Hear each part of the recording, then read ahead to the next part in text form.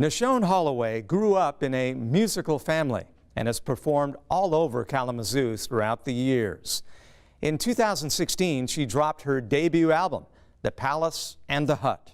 And we sat down with her to talk about how she got started, why she writes, and the music she makes. Let's listen.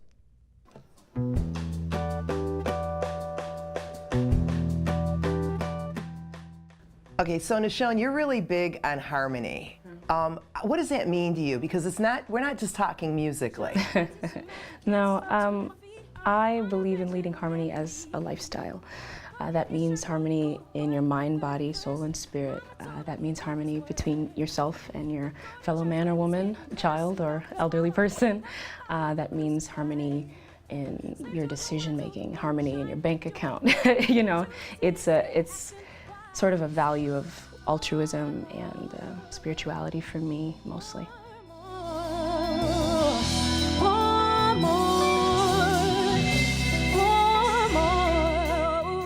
So if someone was going to ask you to describe your favorite kind of music to perform, I know, where do you begin, right? Oh yeah, I call it soul music because that's the easiest way for me to get away with the fact that it's spiritual for me. I call it soul music because I do love jazz. That's true for me because jazz, you can improvise and be honest and true to the moment. But I love rock music too. So that's probably a combination of soul and rock music maybe, and R&B and funk. Yeah. is where I like to live. Right in search of fame. Went back to mama without a dollar, knew she'd holler. Head to the sky, said an accent, why he said one more. You performed in somewhere that I only dream of going. You know where that is, right? I performed at Carnegie Hall once, and that was way back in high school with a choir that I was in. I've performed at Lincoln Center in New York, and that was amazing, and that was through Gold Company.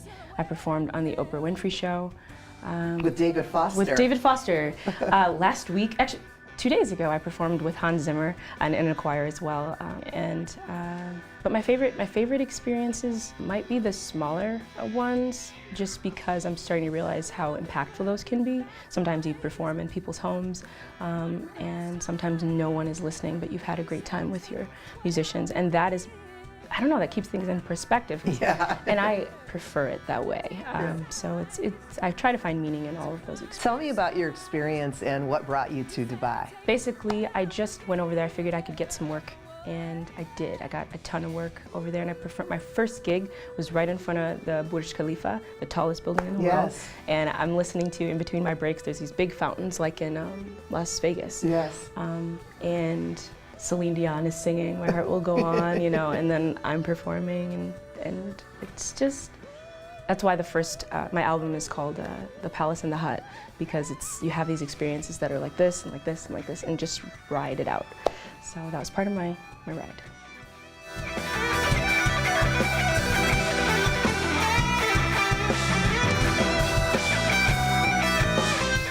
So what are some of the songs? What are some of the songs on your album? And maybe just pick a couple that where the inspiration came from.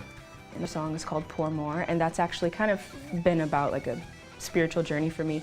It's about a man named Charlie Francis who is a drunk, but he kind of finds spirituality of sorts, and I wanted the song itself to represent the arc of his. It's like, I think there's a Greek like type of story. It's called like the arc of the hero or the journey of the hero, something like that. And that's for me what I was really alluding to. And you'll hear he almost committed suicide at one point, but then he realized that he will take in this life what he gives away. And that's something that I've experienced. Another song I wrote about begging bread. It's about being broke, essentially, but not being concerned about where your bread will come from. So Nashon, what's it been like as an artist, growing up here in Kalamazoo as a young person, and then the place that you're at right now? It's just been very healthy, I think. And I'm committed to keeping it healthy and making sure that it grows.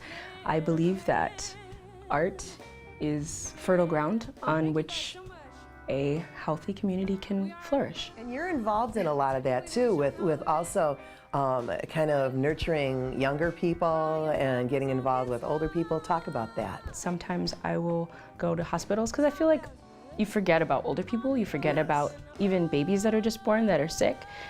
Sometimes they just need love and they're just alone in an incubator. I'm committed to like hospitals, there's assisted living places where I've gone and done performances.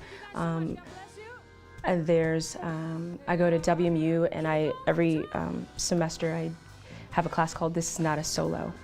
And basically I'm trying to instill in the college age kids that it's not about you. And it's not about me, we're doing this together. Even when I'm performing, that's why it's humbling, because you do not have to listen. Right. And if you don't, I'm just up there by myself, and it's cool, but it's not as important of an experience for all of us to heal. Well, Nashon, it's been a pleasure and an honor talking to you today. Thank you so much for giving me some of your time, because I know how valuable it is. I wish you nothing but the best, and Chicago's lucky to have you, so is Kalamazoo. Thank you.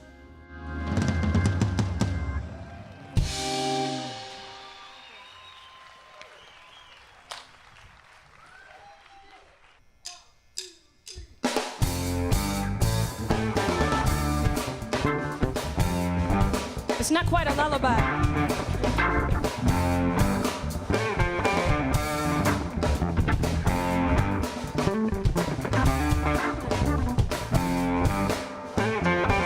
I seen an apple on an oak tree. Come on, I seen a fool afraid to love.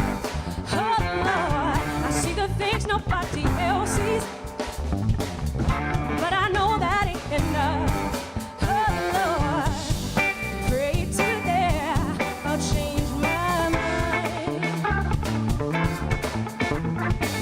I won't be begging bread all my life. Begging bread.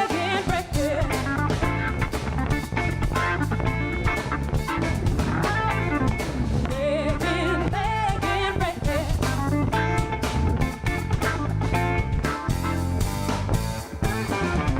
Made some money from a dummy. Come on, I gave it away to save a smile. Oh Lord, so since I gotta run on empty, hey, won't you hug me for a while?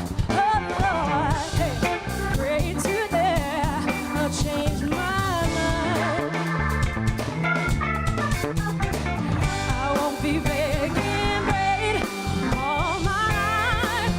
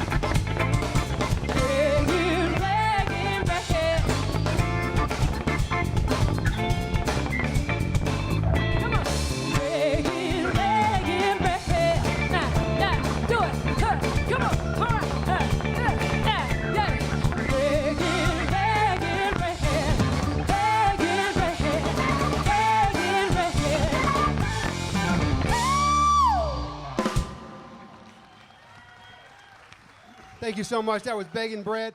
Support for Kalamazoo Lively Arts is provided by the Irving S. Gilmore Foundation, helping to build and enrich the cultural life of Greater Kalamazoo.